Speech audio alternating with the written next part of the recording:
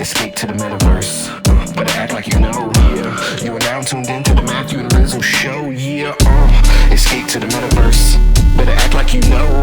Yeah. You are now tuned into the Matthew Rizzle show. Yeah. Escape to the metaverse. Better act like you know. Yeah. You are now tuned into the Matthew Rizzle show. Yeah. Escape to the metaverse. Better act like you know. Yeah. You are now tuned into the Matthew Rizzle show. Yeah.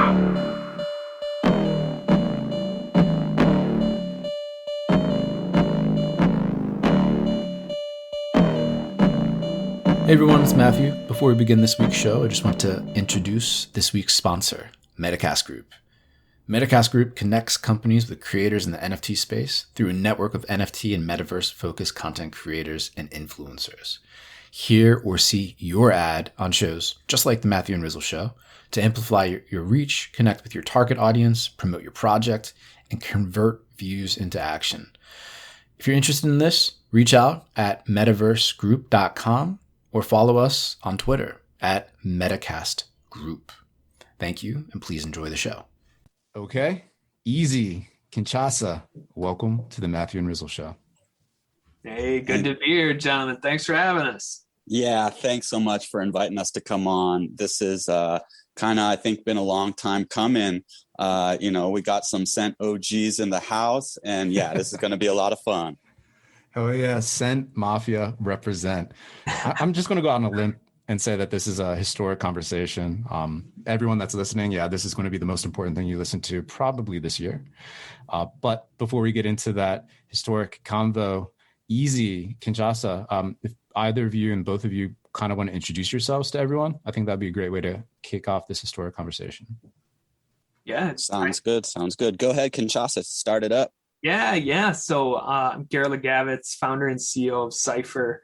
And I've spent about 12 years in marketing, took a few runs at startups, got super into crypto about 2.5 years ago, just by way of Gods Unchained and NFTs primarily. And just really, really pumped on this community and really just finally having a project that's really getting off the ground. So Cypher's the automagic beat maker we built that mints collectible hip hop, these audio NFTs. So we're just super stoked to be here. And and EZ, do you want to just give a rundown of what you're doing with Cypher and everything? Well, yeah, I'm EZ in crypto. Most people call me EZ. There's people that call me Ezin or Ezzy. Ezra is my given name. I've been in the crypto and NFT space for a few years now. Really, Scent got me deeper down that rabbit hole by just being the first quote unquote social media platform that I really found to be supportive and friendly, and learned so much there and made such great connections. So yeah, it's been a long time coming, getting to this point. I'll just throw a little something out there too that kind of started the hip hop thing back out for me was over a year, maybe a year and a half ago, I dropped a little rap for the kind of Scent fam, just a bunch of shout outs, and it was just something fun I did one day. And that started, like, the reaction from it was so unexpected and great. People were like, oh my God, dude, I love this. We got to do like some hip hop stuff. And that led to the idea of doing a rap battle in crypto voxels. And the tech just wasn't there. And it was like, reached out to different people, Vandal at Dow Records and Kinchasa. And we did have a few like run-ins in crypto voxels where we just beatbox and do some flows. But it sort of fell off because it just was a lot to do. And about 3-4 months ago, Kinchasa hit me up and was like, hey, Ez, working on this project, Cipher. It's about bringing hip hop and rap to the blockchain. The tech is finally here. And so it's just been amazing to kind of come full circle and see this dream realized and now be working in this project where we're doing metaverse rap battles a couple times a week. Is just incredible. Dude, it's such an awesome story, and it's so amazing to, have sort of been on the sidelines and watch this all take shape, man. I feel like we grew up together, like, as like little kids in the crypto sphere, like 6,000 crypto years ago, which is really only like a year and a half ago, man. But it feels like so long ago when you sort of hatched this concept and everyone was like, yeah, it's cool. But no one could figure out like a way to pull it off. But dude, there's like a lot more going on here. And you know, so let me back up a second, man. When I first saw that you were doing this, I was just like intrinsically happy. I'm like, yo, EZ's finally doing this thing. It finally like came together. He's got like some people with him that are like, you know, passionate about it and can like sure as hell, like, you know, spit better than I can. That's like half the problem was also finding enough talent to be able to do this on a regular basis, which you certainly have. But shit, dude, when you guys did the Avastar's birthday party, that was my first like ground floor exposure to the technology you guys are throwing around, which 100% blew my mind, man. I had no idea you guys had that in your back pocket. So for people who aren't familiar, do you guys mind like sort of unpacking the cool things you've got going on with the beats and like how you sort of format these events? Yeah. So I mean, EZ's been rolling with a deep posse, getting tons of awesome folks into our Discord. So that's been so cool and rewarding since the first party that we did. Just seeing the response to the demo that we threw out there and live streamed on Twitch, people were just freaking because we basically built a custom language, this syntax that parses up beats and stitches them together on the fly with tonality, with melody. He built, our guy James Wenlock, our audio engineer, mad scientist, I like to say, built this tonal engine that spits out pretty dope beats at the touch of a button. And it's just really, really addicting and super fun to play with. So we're finally releasing this thing out into the wild, solved some latency issues that were cropping up. But yeah, so that's just kind of the tip of the iceberg. We're starting to train that data on AI and really make this thing into like this living, learning music machine. So it's pretty wild, the breadth that it's going to be churning out once we get a little bit more genres and stuff in the hopper. And we're working on old school and hardcore, some boom bap and stuff. So it's really pretty wild. And we're incorporating generative art into it. You know, we want to have a visual element to these ciphers, these tracks that get finished and minted. And so we have a spray GAN, this generative adversarial network trained on a huge set of graffiti images that spits out unique, dope graffiti tags for the album art. So it's really fun just getting to play around with all this bleeding edge stuff. We've built this epic team. There's 8 of us deep building this thing. So we're definitely not screwing around. And the community's just been so rad, just throwing these ciphers and building that engagement that way. And EZ's been just so instrumental in fostering that. It's been crazy, and I'll give a little breakdown. So when you fire up the Cypher app, and right now it's desktop, you know, we're about to drop our beta, but when it's on your phone, oh man, watch out for people walking down the street, rapping into their phones, bumping into you, because that's what it's going to be globally. Basically, you open it up, you press a button in the R Flowbot 5000 that James, mad scientist, made. So this Flowbot kicks out tracks. You can generate up to 10 in a session that are in your queue. So maybe you generate a few, maybe you only get to the 3rd track and you're like, oh, damn, that's inspiring me to flow right now. You hit the button to rap. So then you've got your tracks that you can choose from. You get one that's inspiring you. You go to the next stage. So that's just another click of a button and you can rhyme over it, right? So you can then review your flow. If you like it, you're good. If not, you can just can that one and start over. You like your flow, you hit the next button, then you're going to the spray GAN, the graffiti art, like, you know, album cover, we'll call it. So you get a couple of those generated, you choose the one you like, boom, next step, you plug in your title, the number of editions, the price, the royalties, a little description, and then you mint. And it's like so low to no barrier because, you know, for now, until we go to like layer 2, the buyer's going to pay the gas. So anybody with a skill for rapping that doesn't have access to a studio, doesn't have, you know, people out there promoting them, you can come to Cypher and basically kickstart your like hip hop rap career. And I'm really excited for more genres too, you know, so we'll be adding things. We'll be adding, you know, remix mode and pro mode, where once you got some skin in the game, you're going to get additional features, and we can go more into that. But that's the basic rundown. And when Kinchasa hit me up and he's like, yo, he told me about Cypher, I'm like, dude, I'm in. He's like, all right, well, we're going to have like a little, you know, interview tomorrow. It was like midnight. He's like, can you just, you know, put together a quick flow for us. He sent me a track. It was like, I was like midnight and I had to like 8 a.m. the next day. I'm like, yeah, I can do that. So I, spent a little while and put together a pretty dope flow, and they loved it, and boom, rest is history. Dude, I was absolutely. It's not everyone has part of the interview process as a freestyle, but you know what?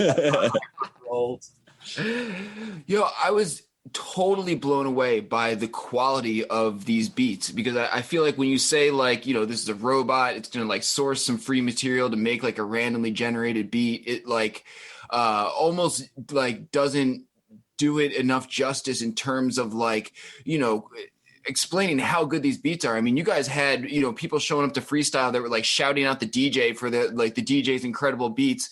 And it's like, yo, there's no DJ, man, like this.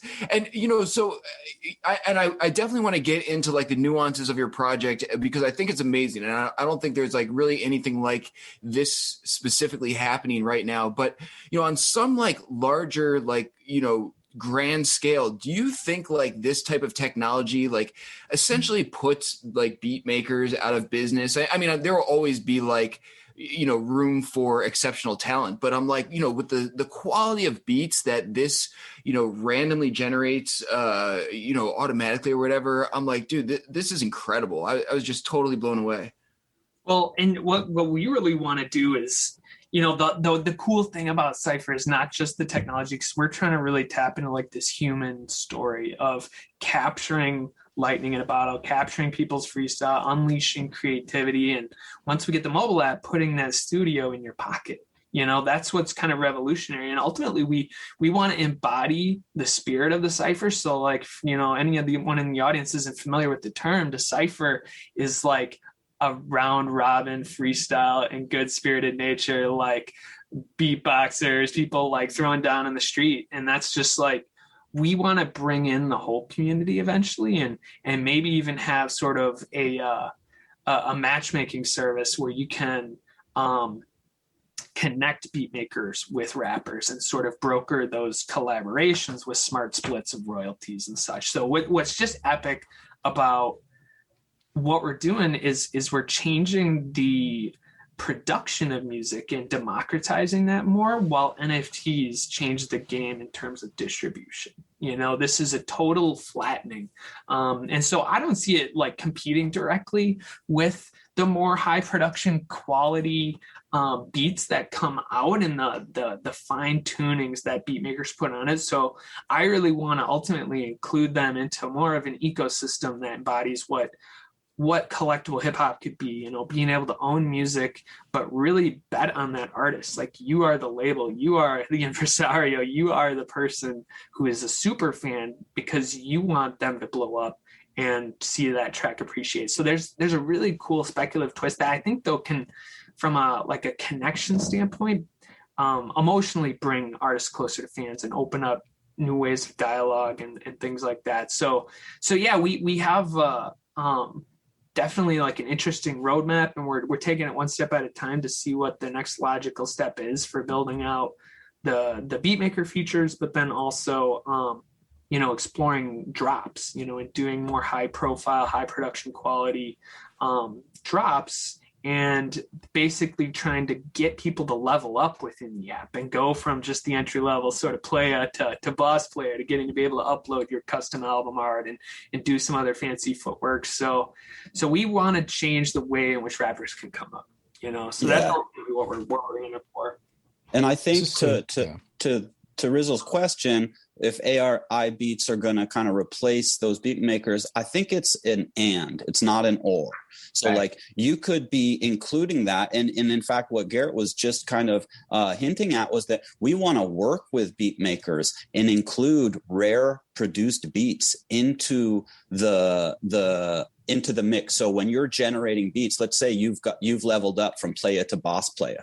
Well, now, every, a chance of 1 out of 1,000 or whatever it is would be, instead of just one of the AI beats coming up that are generated, which are super dope, you might get a beat that has been produced or a cipher beat that has then been taken and mastered more and added to by, a producer out there. And so there's really interesting ways to kind of gamify that aspect and getting those rare special beats thrown in.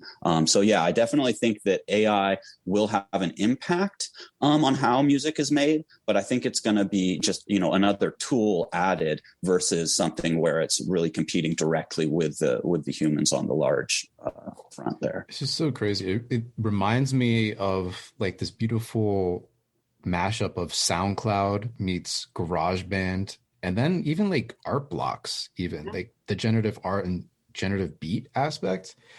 It's causing me to like think all these crazy ass thoughts.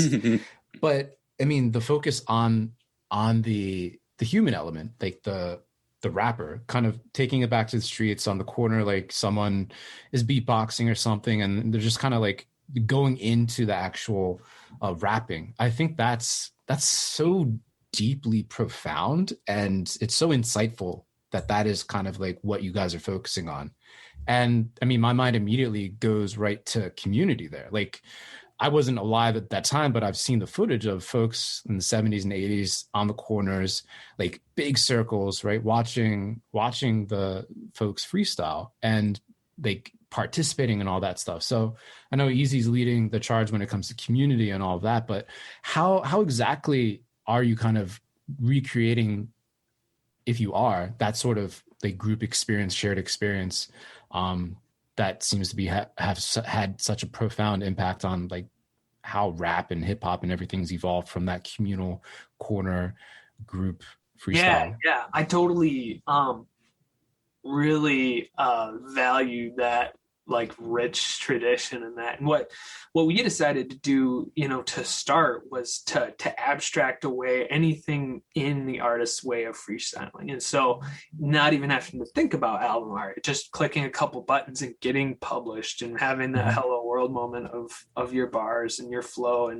And so we want to zoom out though and continue to do these parties in Discord and stuff. I don't think on our roadmap we're going to explore like Clubhouse style, like live audio on platform and stuff, just because of the heavy lifting. Discord is a workhorse, like it's not easy to create such a world-class platform, but we want to incrementally widen that lens though and start to create new ways in which to collaborate. And so that beat stars of crypto, that Tinder meets rappers and beat makers. Like if you audition a beat as a pro beat maker and open it up for auditions and people just flow over it and mint a draft, you can then have them bid a cut 40% on this, but it's so fire. And then someone comes up with a really dope rap for 50%, but that one's just better. I'm going to then remaster that, upload it, mint it, and ultimately change a new way in which to bring creatives together in a competitive but cooperative spirit. So that's one way to then really, I think, create an unlock with what smart splits or the smart contract driven cuts that those artists net. So that's really something that's been in the back of my mind, and we're just taking one step at a time to start. But yeah, I really think that inclusivity and the good spirited like vibes of the cipher of these round robin raps are really what we want to capture. So we're just trying to like be really receptive to what the community actually wants, and having ideas and feedback channel in the Discord and things. And so it's all about synthesizing that stuff and figuring out what people want and what the unlock is. And so we're still reaching for that though. The human connection and the community aspect is so huge. Hip hop has such a rich tradition and culture. And like Matthew was mentioning, back in the late 70s, early 80s, there was a lot of ciphers just going down in the streets. It was really forming some of that culture and creating some amazing, amazing music that still is, influencing us today. So by recreating that cipher, that community feel in these Discord events. So what we do for, anybody listening that hasn't been out there, we have have a Token Smart event on Thursdays shortly after the whip. And then we have a Sunday cipher over in our Discord. So we had our first Sunday cipher was actually just this past Sunday. And we had a bunch of people show up. We were thinking it was going to be like an hour and a half, maybe 2 hours. Man, we went over 3 hours and it was like a blink of an eye. And it was just so much fun. So what we do is we provide these automagic beats. We have a sign up sheet so you can sign up to get on the mic. We provide you a beat. You freestyle over it. Everybody gets a turn. There's actually rewards. We got it was 0.1 ETH, which is $400 these days or something to the top flow. And then we throw some whale to everybody that gets on the mic and, to the kind of the second, third, fourth place runners up. But beyond that, and what's even more fun after those kind of, single shots go, we throw on some long tracks, like 7-8 minute tracks, and we round robin a true cipher. And it is such a great feeling. It really brings me back to the days of my teenage years when I used to, play live music with my friends and we'd all pass the mic around and rap. In fact, after that Sunday cipher, I had a dev call to hop on with the Whip Publishing. And so we hopped on a little call and it was, we went longer than we thought at the cipher and everybody was kind of, a little bit just kind of like beat, but super hyped. And so we wound up just talking about the cipher in that meeting mostly. But a quote from Epic Dylan: "It feels like we just came from an epic show together." That's what he said when we jumped on the call. And it was true. It felt like we were just all together coming from some show or party, that's the feeling that you get from these connections when you're rhyming with people that are across the globe, in Africa, in Canada, in the States, in India, in, Australia, in New Zealand. And we're all coming together here in Discords and able to flow together. And it's just mind blowing. I'm still just so hyped and excited about it. And I think they're only getting better. We're trying to dial in getting good audio recordings so we can share some of those. And it's just, it's such a fun time, as well as being able to really, have people find their passions. We had a community member, Achatanga, who rapped at the very, very first cipher that was over in Meme Force. And it was his first time ever getting on a microphone and rapping. And he found he has a talent for it and a passion for it. And he's basically come to everyone since, so it's really a possibility to bring people out of the woodwork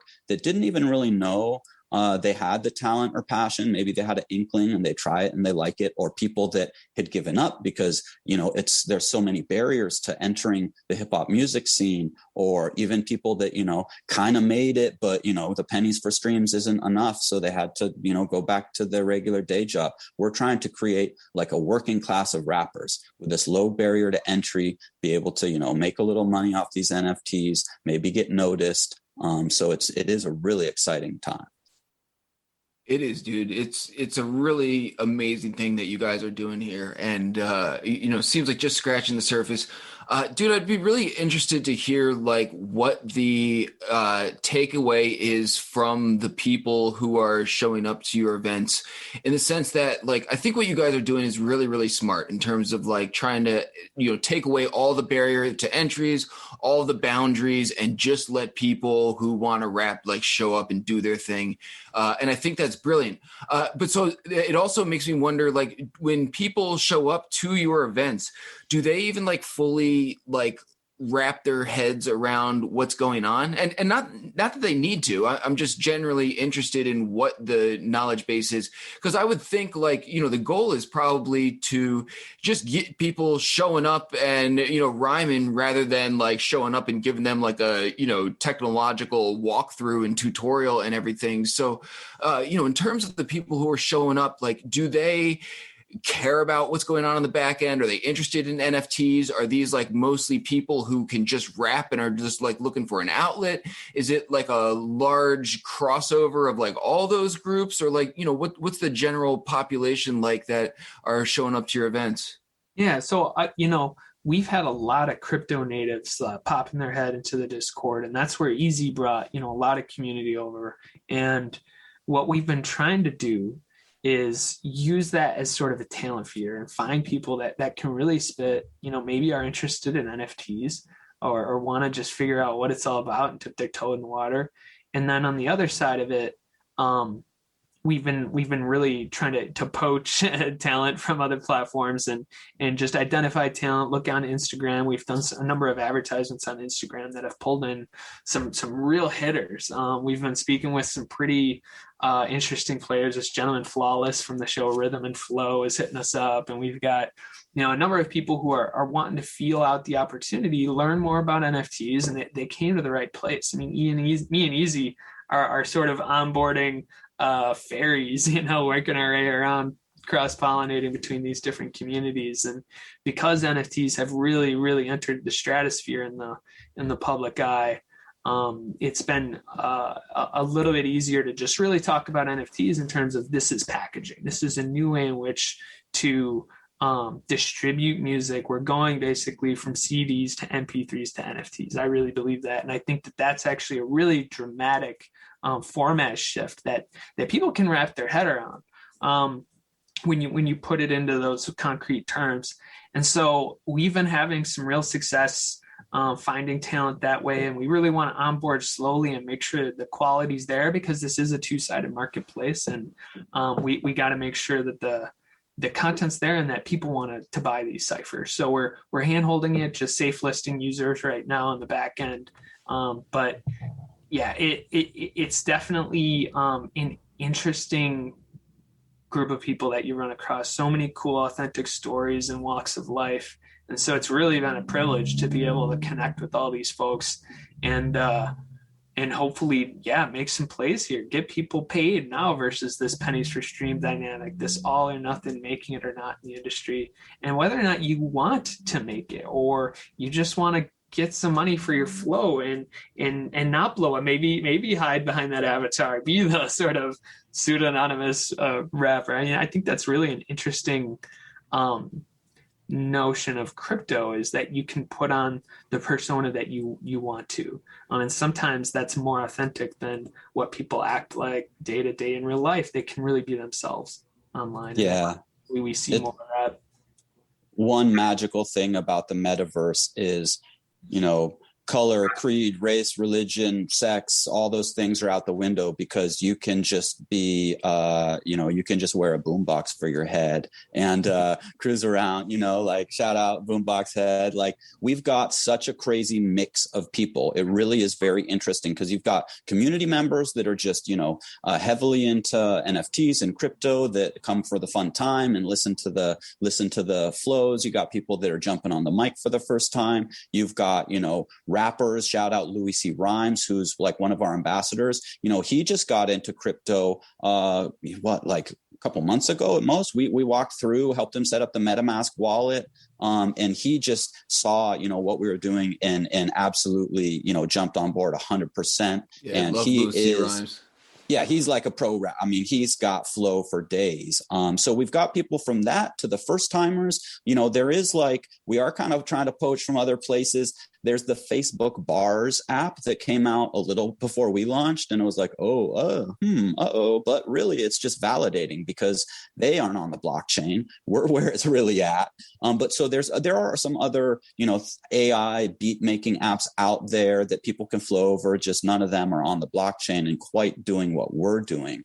We do bring on, we had Mighty 33 come to the Sunday Cipher and have about a 15-minute just kind of let us know about his journey in the crypto music NFT space, which is really great for people that are maybe newer to the NFT space to hear a little bit from people that have been around a while. We've got people, we got Space Painter that did the ETH cookie wrap, that is Genesis' story is in Token Smart, and he was able to do a little extra mastering and got some help from Mighty on that. And so it's really cool to see already some collaborative spirit coming through. And we're just really excited for kind of new people to the crypto space, getting rappers involved. Of course, NFTs are in the news and people are hearing about them. So we have an opportunity now to extend a hand to some people and say, hey, we can help walk you through and kind of get you set up, get you understanding, and then be on platform launching your NFTs with this zero barrier. Yeah, the opportunity right now is absolutely massive when it comes to NFT music. And it's actually at a really important inflection point in my opinion. I mean, what started with like Connie Digital doing his thing, shout out to the OG. Like RAC, Blau, and then what you guys are doing, really highlighting the power of the community and then harnessing the tech in really, really interesting and long-term, like profound direction. I think that's what needs to happen. But like over the past few months, you saw some examples of established musicians coming in, just pairing art with NFTs, coming to market, charging a high price, you know what I mean? Doing exactly what, in my personal opinion, you should not do, and having like a material impact on the appetite of the existing collector base for future music NFTs, at least in the short term. I'm just wondering, like, because you guys are touching so many points, the existing community, trying to build on that community with new members, and then bringing in more musicians to kind of use, obviously, Cypher, but then kind of spread the gospel of how you need to approach this new sort of space as we have this like historical transition from CDs to MP3s to NFTs when it comes to the music space. And I'm just wondering, like, if you guys zoom out and put on your spicy hot take hats, like, what do we need to see less of, and what do we need to see more of in the broader NFT music space, so that NFT music really has its like lightning moment, like crypto art has over the past like half year or so?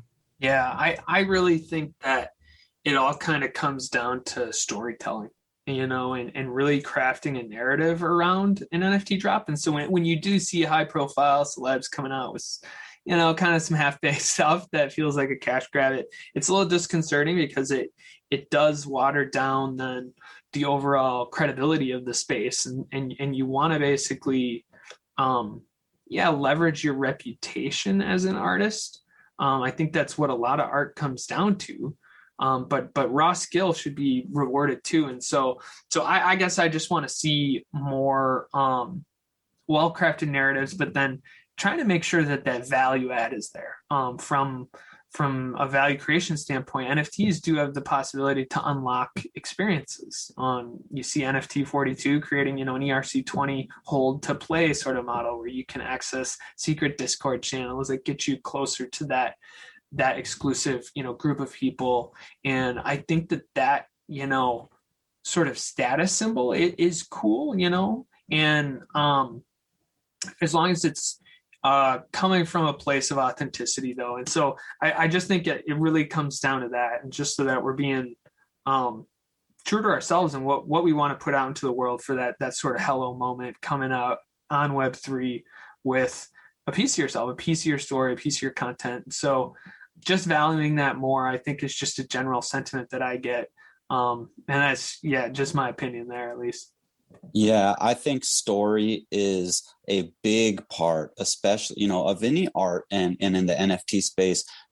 That story behind a piece can really help connect with the collectors out there. So I think story is huge. And I think, that connection is huge. So connecting with your fans through your music NFTs can be way more than just putting out a token or a track, a song on an NFT. There can be more utility there. So using that for some unlocks, whether it's access in a Discord or maybe access to a virtual event, or, there's really so many things that can be done. And I think that, we also, those of us that have been around for a while, we do kind of have some responsibility to try and bring people in a way where they're getting educated on what is possible, and not just hearing the hype and jumping in fast and trying to make an NFT like, as quick as they can to not miss the boat, so to kind of handhold and if we can reach some of those, higher profile celebrities or whatnot, to be able to be like, okay, you didn't miss the boat, slow your roll a little, let's get you into the community, get you educated as to what can be done with NFTs, because there's so much possibility, and then choose the route you want to go to, provide that extra utility or that extra value and make that connection. Big shout out to Connie Digital and Vandal. We definitely are very stoked to be able to have, both of them as people to reach out to and kind of, filling advisor roles. And of course, in this space, we're so lucky to have the collaborative spirit instead of just, kind of the competitive thing going, where we all pass, people over to each other where you fit in, to be able to make that connection. If somebody's looking to, produce an album and they come to a cipher, we're going to be like, yeah, dude, hit up Vandal at Dow Records, or, so there's all that community aspect here, which is so strong and makes such a difference that I think, together we can make a lot bigger impact than if we were all just in our own little projects, solo. With it, man. Let's see if we can like manifest something here. Is there anyone that you guys have seen like, a musician like poking around the crypto space, or even like a pie in the sky shot? Is there anyone who you guys have like identified and you're like, so-and-so definitely needs to get on the cipher at some point? We're just like a few connections away, or like, so such and such musician is like perfectly cut out for this. If we could like get in touch with them, like, is there anyone, or maybe it's people within the community, like who's on your guys' short list that you like really, really want to see using your product? Yeah, there's a number that are in our crosshairs, who I would consider really up and coming, people with 1 million streams here and there. There's a gentleman here actually in Milwaukee, Ishtar, who's super talented, rolls with a super thick crew of really talented dudes. We've got Bugatti Zoe on the radar, and Seth in between, perhaps even Joey Badass. There's some deep cut folks that we're looking at, but I mean, when I first started, I'm like, dude, we're gonna get Nas as an investor, okay? We are gonna pull down like some whales here or there, and I just really see the drops kind of being an incremental part into tapping into that higher echelon, and showing that we can kind of have this two-pronged approach where we're the nifty gateway of hip hop, as well as the Automagic Beatmaker component, where you can kind of level up in the app. And so yeah, there's a few that are just kind of being pulled down the funnel as we tighten things up. We want to come correct and put our best foot forward. So we're making strides there, though. Yeah. I mean, it's really exciting to be working with just the community and some of these rappers that are a little more well known. We had Big Nuck come to one of our very first events and talk and spit some rhymes. Yeah. So, but I'll just throw out there like Snoop, MC Hammer, would love to have them come to a cipher, come to a whip. I got the chance to speak in a couple of clubhouses with MC Hammer, and he's a great guy. So I'm hoping that, one of these days we'll get him over into like Token Smart, or, over to a cipher. I know Snoop, released his NFTs, with, NFT 42. So, also, let's reach out to Snoop, see what he thinks. Drop him some tracks. We're definitely only a separation or two away, though. We've been working the Kevin Bacon angle for sure. Yeah. I've been working Snoop too, man. Trust me, if I could get Snoop, I got Gary V in our Discord, man. I don't know if he can rap, but I could hit him up. That was pretty dope. That was pretty damn dope. Yeah. Yeah, that's awesome. I was chopping it up with Gary Vee a little bit on Twitter. It was just funny, just connecting, because I had read his book back in the day, actually, Crush It.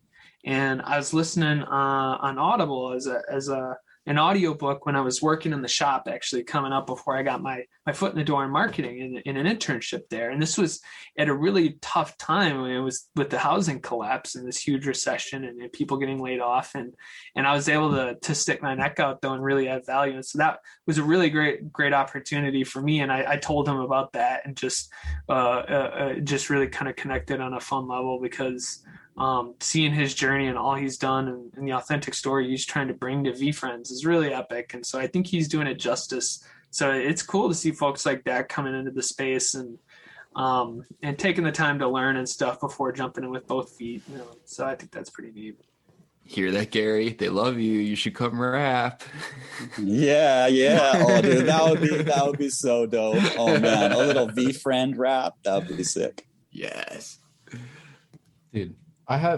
While we're here, I mean, this is something that since you all were at the whip and Kinchasa, you kind of just planted the seed in me, just talking about this progression from CDs to MP3s to NFTs.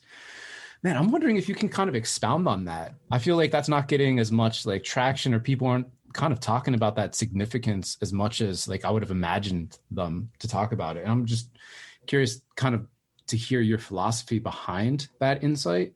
And then like with that transition, like what else needs to come so that like, you know, what's the iPod of the NFT transition when it comes to music? Yeah, so I can definitely speak to that. You know, as somebody who's been waxing poetic on this, wrestling with what the hell NFTs are. I mean, it's still very fluid, and we're seeing so many interactive NFTs come up. We're seeing, you know, new ways to just package media.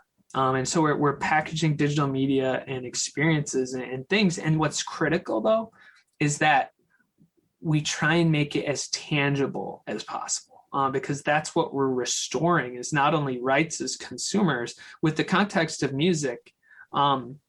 In that digital transformation from CDs to MP3s, we actually lost rights as a consumer under that end user license agreement to resell that music. And so now we have this speculative twist to it, which adds just another layer of interest and a draw to it. But what's important, I think, is to see is more wallets creating more control for the user to just favorite and categorize and collect their NFTs, because we like to touch and we like to move around and have control and autonomy over our NFTs. So I think what Rainbow Wallet is doing is believe it or not, really important. And it's important to be able to consume this music and this content in a way that leverages the nature of the open web. And that's why we're really stoked to be lazy minting. And once it's minted, then it's available on OpenSea and Rarible, and it's on the blockchain getting picked up. Because I kind of believe that we're entering this weird period with NFTs, that we can have digital scarcity and abundance at the same time. If that makes any sense whatsoever. Anyone can listen, but few. That's a great quote, man. You know, so that's what is happening in the actual feeling of owning and collecting and organizing. That experience as a user is really important. And so folks that haven't experienced NFTs, I always like to say, like, I sold some really cool super rares one day, and some whale came through and just bought up 3 pieces for like 19 ETH. And I was like, oh my gosh, this is epic. But then there was a hole in my heart where it was in my wallet, right? So like until you feel the tangibility of that and owning it and having that feeling, then that's when you sort of understand what you're dealing with here, creating tangibility to the digital. And to add a little bit to that, it's not something new. Like collecting music, we're kind of going back full circle with this new collectible hip hop that you own, right? Because we used to have albums that were made limited presses, right? So you'd have a batch of albums come out, and that was what's available. And you had to go to the record store and be there, you know, early and go through and get them, because there may not be another pressing of that album. So there used to be some scarcity in collecting music. So we're kind of going back to that and adding being able to actually, you know, own these tracks, collectible hip hop. It's back. Yeah, and that's just the thing is, there's always been manufactured scarcity of projects that decide to do that limited edition run and to give people that sense of exclusivity and status and the things that come with that. And it's not all vanity and vainness, right? It kind of comes down to, again, betting on the artist, backing the artist.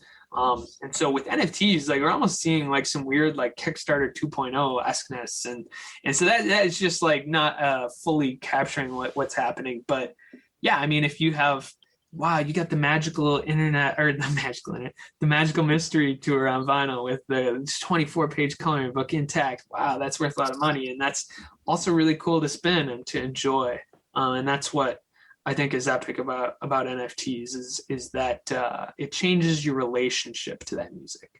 And we had lost that with CDs and then MP3s, especially because you don't really own that. Like, you know, it's up in the cloud and like it's just not, it's not in your wallet, you know, so you can't sell that. Like this is way different than the music industry of the past, 20 years.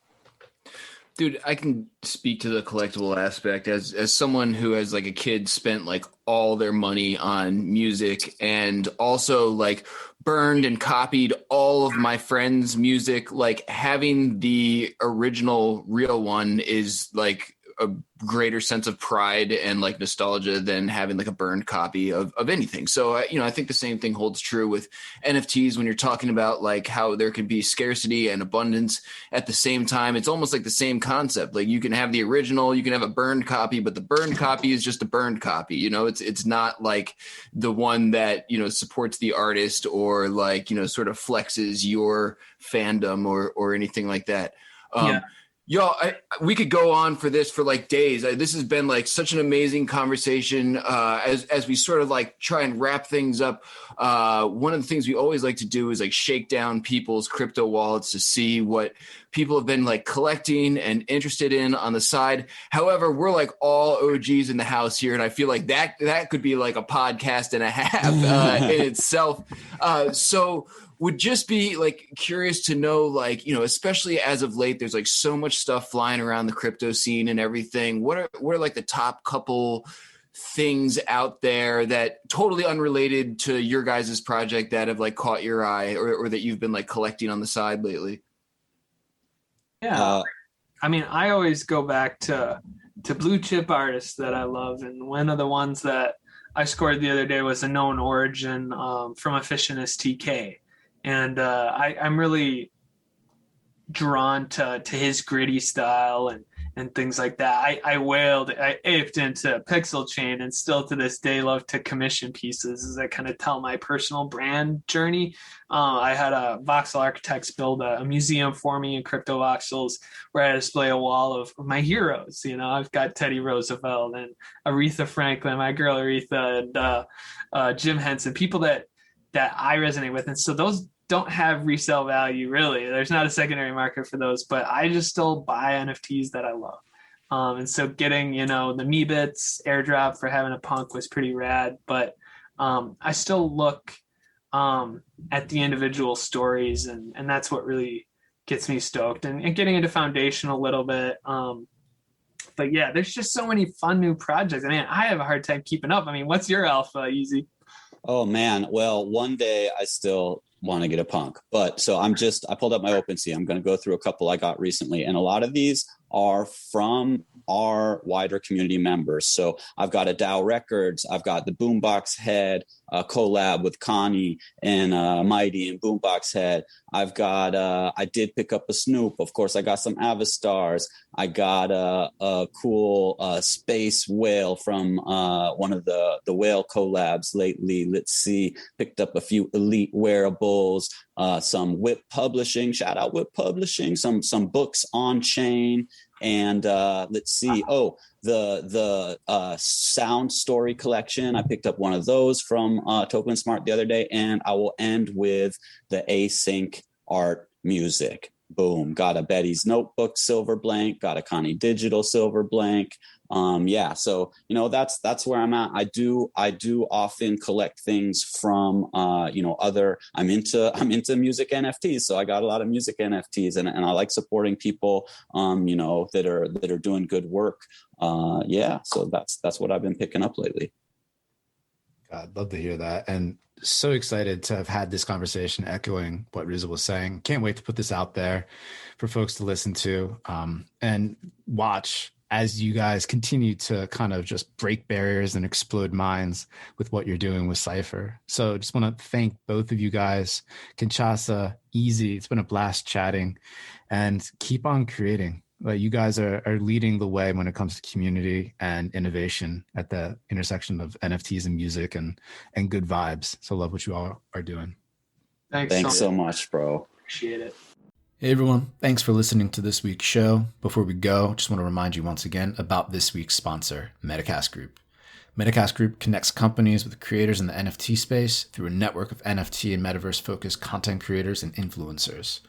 So if you want to hear or see your ad on shows just like the Matthew and Rizzle show, to amplify your reach, connect with your target audience, promote your project, and convert views into action, reach out to us at metacastgroup.com or follow us at Metacast Group on Twitter.